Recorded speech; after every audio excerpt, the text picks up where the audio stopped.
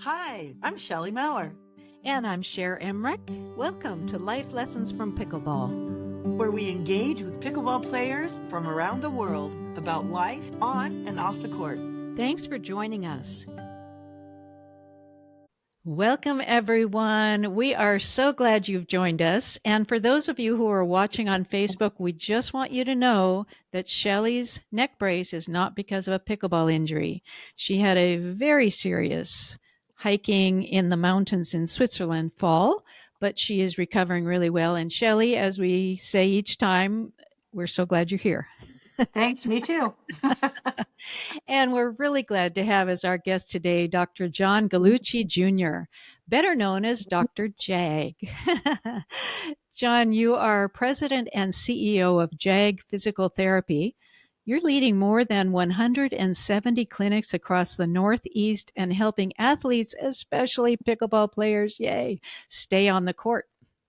You're a dual licensed physical therapist and athletic trainer with 30 plus years of experience and the voice behind your latest book, Pickleball, Pickleball, Pickleball. Don't get hurt.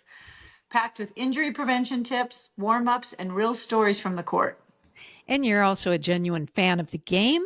And we heard you even gifted your business team pickleball paddle sets. That is so cool. I did. You are the recovery expert keeping us dinking strong. John, let's start at the beginning. Yeah. What first drew you to physical therapy? So physical therapy is interesting. My mom and dad, when I was very young, owned a surgical supply business in Brooklyn, New York. And we used to deliver and produce supplies for physical therapists in the catchment area of my parents' business. And at 12, 13 years old, I fell in love with a physical therapist had done with patients and working with them to attain their goals from injury or illness. And ultimately, as my mom, who's passed 2 years, used to say, I became a physical therapist for 3 reasons. The first reason was so I could wear sneakers to work every day. The second reason was so I can wear a golf shirt or a tennis shirt and didn't have to wear a tie and jacket. And the third reason was so I could help people each and every day accomplish their goals and get them back to whatever they wanted. Let it be the pickleball court, back to work if you happen to use your body for work. So I've been very blessed over the last 30 plus years working in every level of athletics, professional sports, college sports, high school sports, club sports. And I'm very fortunate that I get to work with lay people as well that are not in sports, but treat everybody as they're an athlete and kind of push them to reach their goals. Wow, I love your standard. That's so cool to have the shoes and the clothes to suit your personality, and I think that's the best. Yeah, Mom never thought I was a tie and jacket guy. You're too down to earth. I'm trying. So when did pickleball come on your radar? So probably about 3.5, 4 years ago, I had the opportunity. I was visiting a cousin, and we had a whole bunch of friends in our community playing.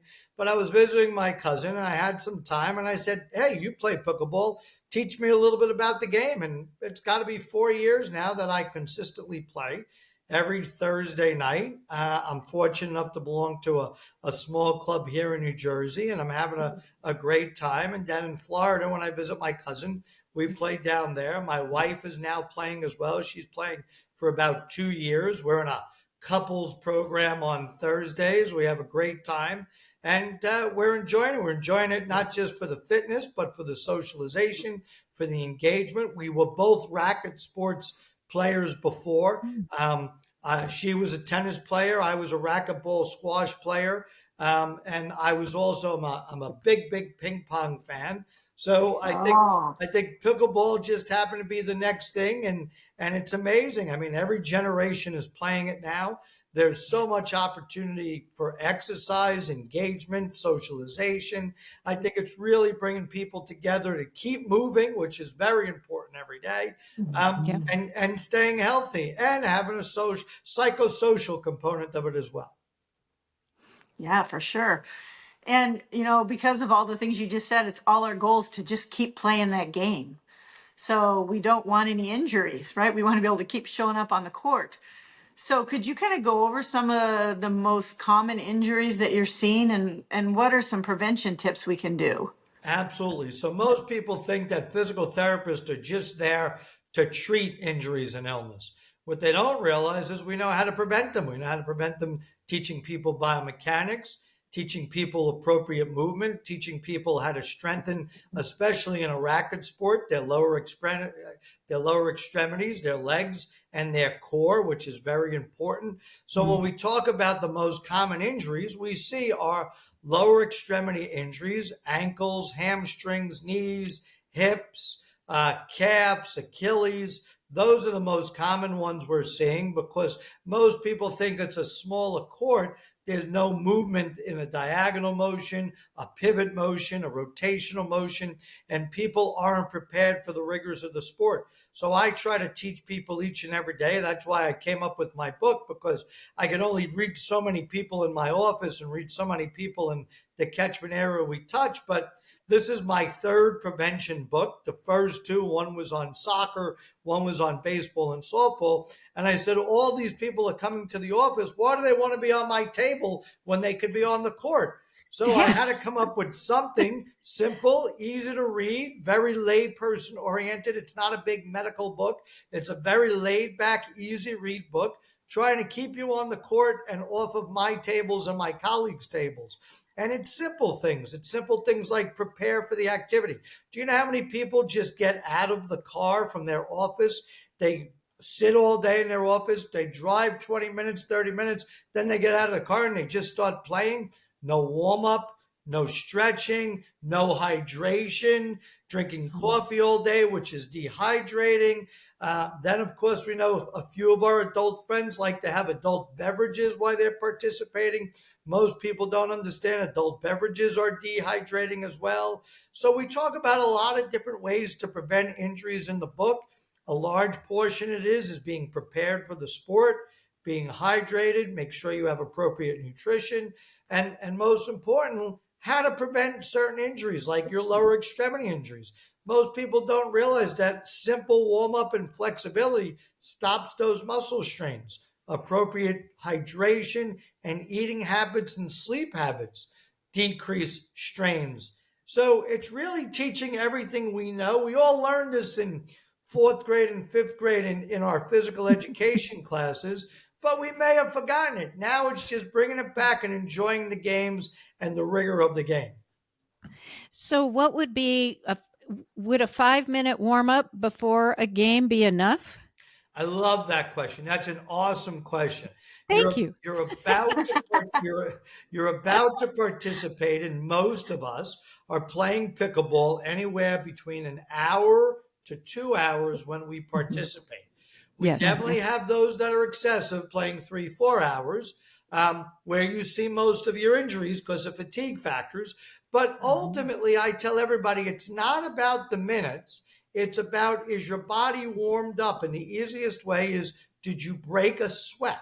So it's important that, my wife can run around for 2 minutes, 3 minutes, and she starts to break a sweat. She'll do some simple jumps, some simple skips, jog around the court a couple of times, back pedal forward, and she'll start to break a sweat. Me, I exercise every day. I'm involved every day. It takes me about 7 minutes to really get breaking a sweat.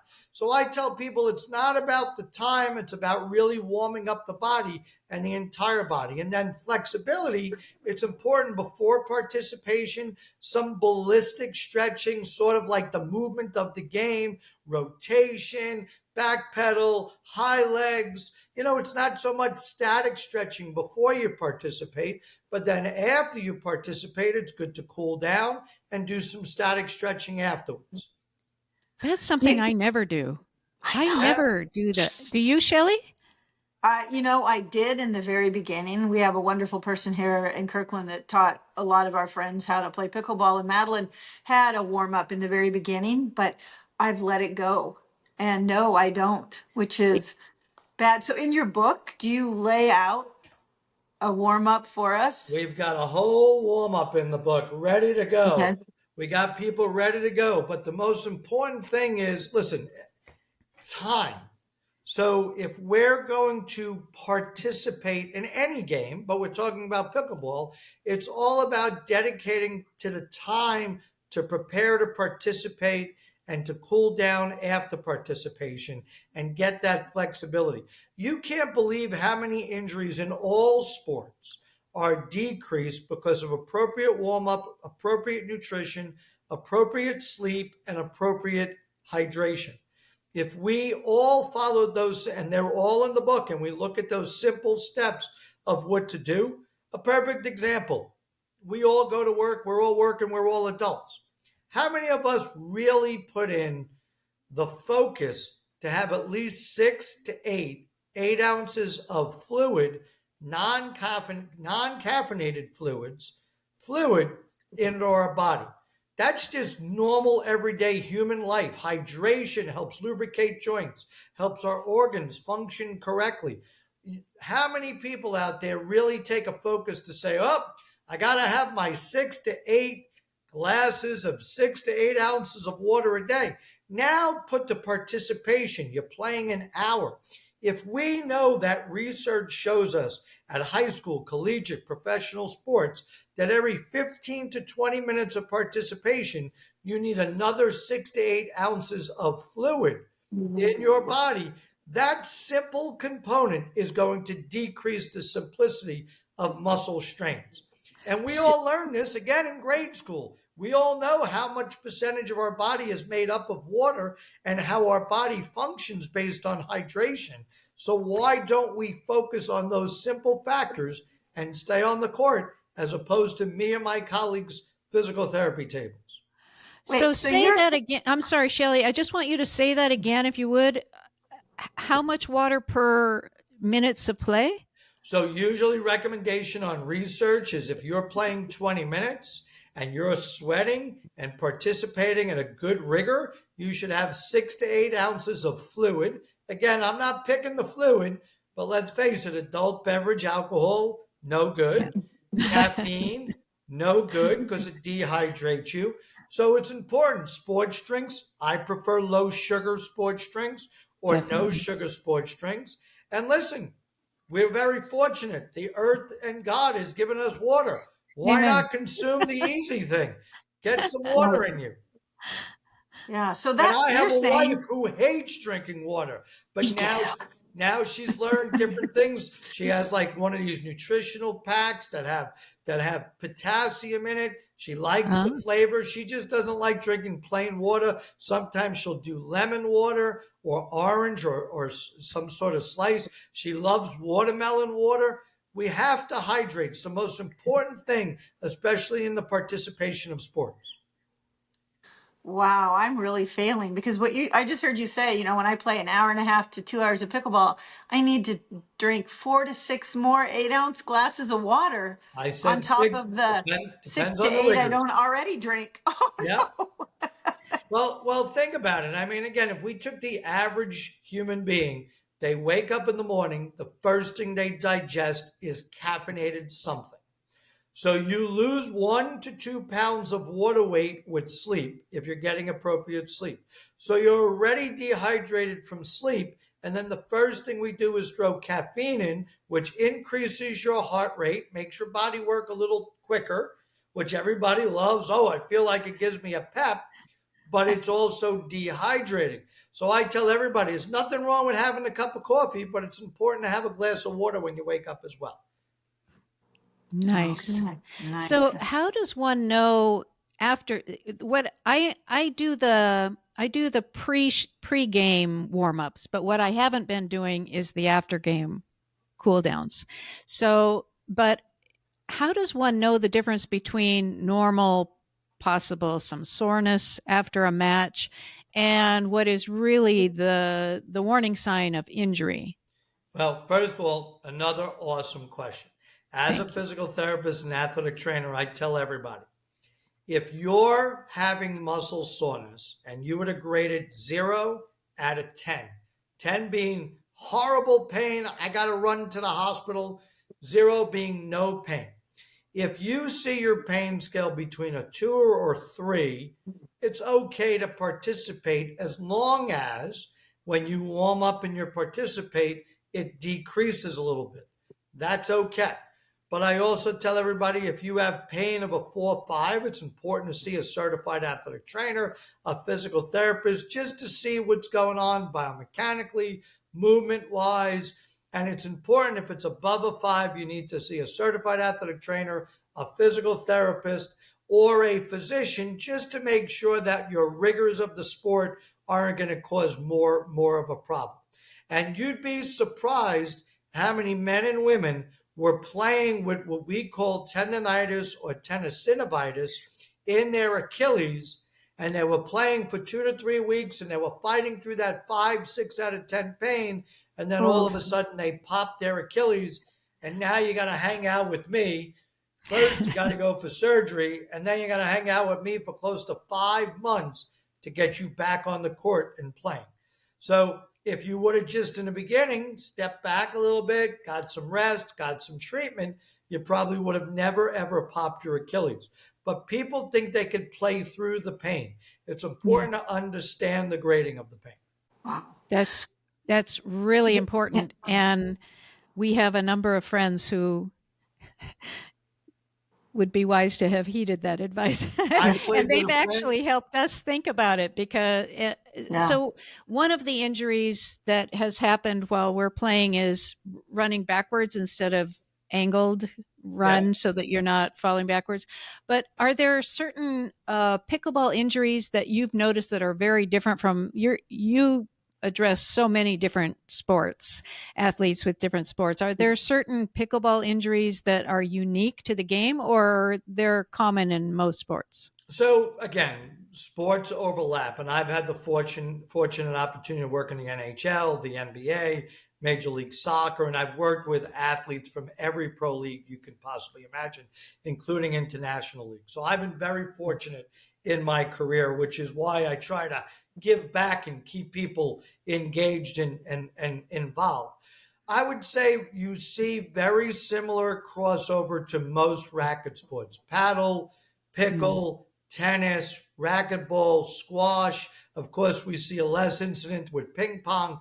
Ping pong's more wrist, shoulder, and elbow, more than lower extremity. But when you look at racket sports, you're seeing very, very common injuries in a crossover. What we are seeing a lot in pickleball is people are not prepared for the level of play that they're going to participate. So we're seeing an amazing amount of tendinitises. And tendinitises, if they're not cared for, turn into tears of the tendon. And again, if you take care of it appropriately, like we've got programs throughout the tri-state area here in the Northeast, that we do prevention of injury programs in all sports to teach people how to manage their tendinitis. And if you teach them appropriately how to handle it, they stay on the court forever. But those people that try to drive through it, again, perfect example. Everybody loves to get the tennis elbow brace. Everybody loves to go, we're going to go to the store, we're going to buy the brace, it's going to fix everything. Did you decrease the inflammation? Do you make sure you have enough range of motion? You know, the brace may make you feel good when you're playing, but you didn't fix the problem. Tendinitis that's causing the pain that you're putting the brace means there's inflammation in the tendon. There's inflammation in the tendon. A bladder pressed against you with an ace bandage or any type of adhesive is not going to get rid of the problem. It's important to treat the problem. So this way, when you do a backhand, you don't rupture the tendon. You can't believe how many simplistic tears we see every week in our clinics. It's unbelievable. My colleagues at JAG Physical Therapy, there's not a week going by we're not seeing torn tendons, upper extremity and lower extremity, in pickleball. It's amazing. For those who don't know what tendinitis is, can you describe in the arm and in the leg what you're talking about? Yeah, absolutely. It's an inflammation where you're getting a fluid buildup or swelling in the tendon. Most commonly in pickleball, you see it in the Achilles tendon and the patella tendon. And what's that? What's the patella tendon? Patella tendon is the tendon right below your kneecap, and the Achilles is the one right above your heel. Those are the two most common tendinitises that you're seeing, and people are tearing. In your elbow, it's your extensor tendon, which sits right here, and Right ultimately, above the again, elbow, yep, right below the elbow. And right what you're below there. getting is a lot of people getting inflammation, trying to play through it with braces. They don't get rid of the inflammation and the tightness. It becomes brittle like a cold rubber band and eventually pops. I Ouch. haven't used that rubber band story since I was in the NBA. But Ah, ultimately, picture a rubber band getting cold outside, then yeah. freezing, and then popping. The more fluid and swelling in that tendon, the more opportunity it has to pop.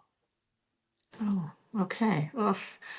And what Wow. can you just tell us what shoes? How important are the shoes that we're wearing out on the pickleball Oh, I court? could hug you. Shoes is like pickleball, pickleball, pickleball. Don't get hurt. So one of the biggest reasons why I wrote it is I was going to the court and seeing everybody in running shoes. And Mhm. most people don't realize that running or training shoes have a lip around them. Court shoes do not. They're flat bottoms with no lips. People were breaking their ankles, tearing ligaments in their ankle by sidestepping and rolling on that lip. Remember, a running shoe is made to go forward. It's not made to cut. It's not made to go diagonal. It's made to push you forward. And ultimately, the whole point of where the front of the shoe is built is to take the absorption. And that's why you have that little wing component in a running shoe. But in a court, when you're laterally motion, if you have the outside lip of the shoe, it's going to catch on the court and you're going to roll your ankle. I have a whole bunch of pieces of information on that. That's very important. Shoes are very, very important. Also, most people don't understand the different weights of a racket. I use a little heavier racket than my wife. You have to be ready for the rigors of the sport. Some people who use too light a racket will swing through, could cause tendinitis of their shoulder. Some people like a lighter racket because it's easier for them to manipulate, especially if you're playing over an hour. It's important to speak to your pro. The pros are great at talking about this. Do you know how many pros thank me that I put in the book about shoes? I mean, think about the simple thing that I put in the book. It's about shoes. Is there a disadvantage to having a lighter racket? There's no disadvantage, but men will sometimes overswing a lighter racket Oh, and cause, again, an overuse component. Also, listen, I know people love the sport, but 2, 3, 4 hours of something 4 days a week isn't good enough for any of us. It's right. just like when we tell youth athletes not to select one sport. Multi-direction is important. Overuse, our injuries are very common in pickleball. Well, so that's what I was going to ask you. What would a typical week look like? How many hours should somebody play to not overuse? Because I know I've been guilty of some weeks 4 and 5 times for 2 hours a day. I think a participation 4 or 5 times a week is fine. It's really the duration. So if you're truly on the court for 2 hours straight, playing, you're setting yourself up for overuse injuries. You're setting yourself up for dehydration injuries. You're setting yourself up for fatigue injuries. Hmm. And you don't want any of those injuries because you want to participate 4 or 5 times a week. Yes. So it's a good thing that we have a community that loves to chat between games. And that's when we get our drink of water and just kind of rest a little bit and then get back on the court Very for that. important. But if you find that you have downtime for 20 minutes in between games, it's No. important to warm up again and make sure you're ready for the rigors of the sport. Ooh, Okay. that's a good point. And That's a negative. sorry, I was Shell. just going to say that's a negative of the open play because they're so crowded here. Sometimes you do wait 20, 30 minutes and we just run right back out on the court. We don't That's warm up true. again. Yeah, Okay. that's true. But I think you're raising a really important point too, because pickleball has always had kind of the attitude of it's a simple game, and it is. I mean, it's simple to learn, and simple to feel successful right at the start. But we don't tend to just be happy with that level. And so we do want to get better and better and better. And we forget what it does to our bodies as we pursue that goal of improving. So, gosh, John, you're just a wealth of information.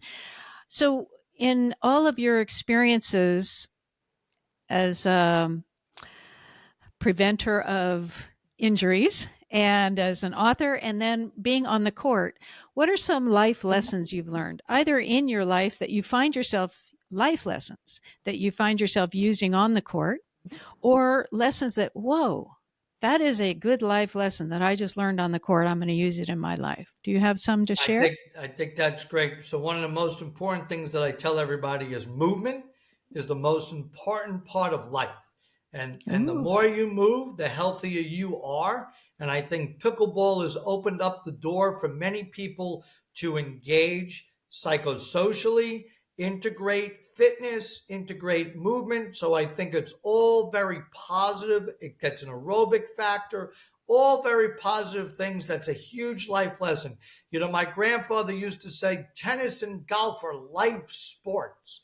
And life sports means you can do them from when you're an adolescent all the way up until you're above 70, 80 years old.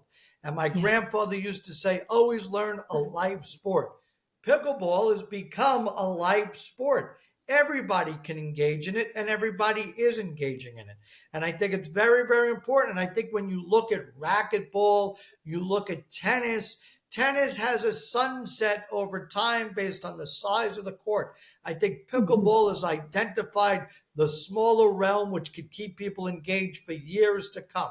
I mean, we have a group of 82 to 85-year-old men and women that play right after us, and they're amazing. But they're doing the preventative steps to do things to stay on the court. But as we've learned over our lifespan, movement is the most important thing for the human body. It's good for lubrication of joints. It's good for strengthening. It's good for digestion. It's good for our mind. So anything we can do to move. Listen, not to make this no politics at all, but we need to re-engage our youth to understand the importance of fitness, exercise, nutrition, and hydration.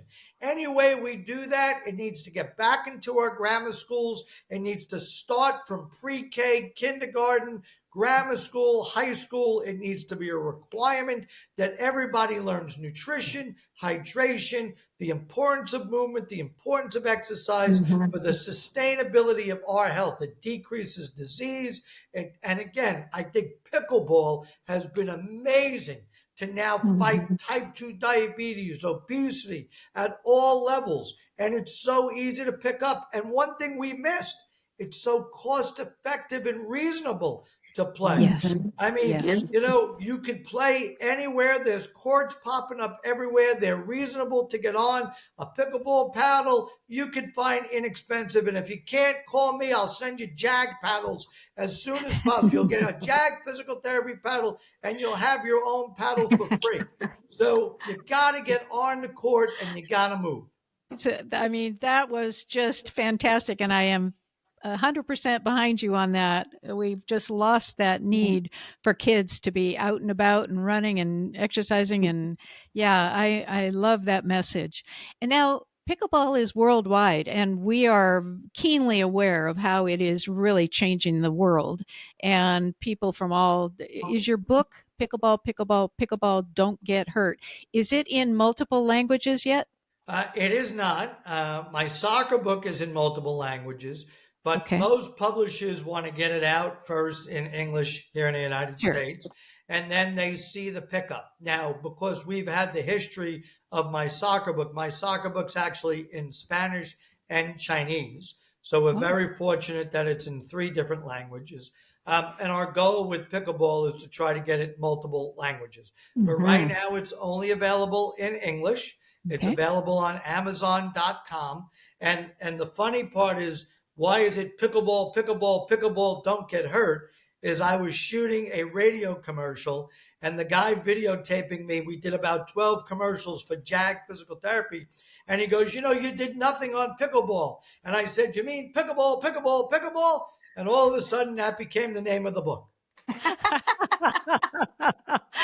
And it's the theme of our life too. Pickleball, pickleball, pickleball. Pickleball. So how can people find you online? The easiest way is Dr. Jag PT on Instagram, and that's DRJAGPT on Instagram. Of course, my LinkedIn is John Gallucci Jr., so jump on in there. I do a whole bunch of business tips as well on the LinkedIn component. So anybody, any entrepreneurs out there, my other book was an entrepreneurial book called The JAG Method. I wanted to take 18 to 30-year-olds and give them something to read in 25 minutes or less. So ultimately, we got that out there, trying to keep those kids moving in their minds as well. Everybody needs entrepreneurial success. And the easiest way to get the book is Amazon.com. And anybody ever has questions, they can go to Dr. Jag PT, or they could go to info@jagpt.com and just send a simple email. Shelley, we are so lucky. So lucky. To talk to John, and how fun for our audience too. John, thank you, thank you, thank you. Pickleball, pickleball, pickleball, don't get hurt. We love it. And thank you for all of the information you've given us and for your mission to keep us all well and happy. Thank you. I appreciate both of you. Appreciate being on the show today.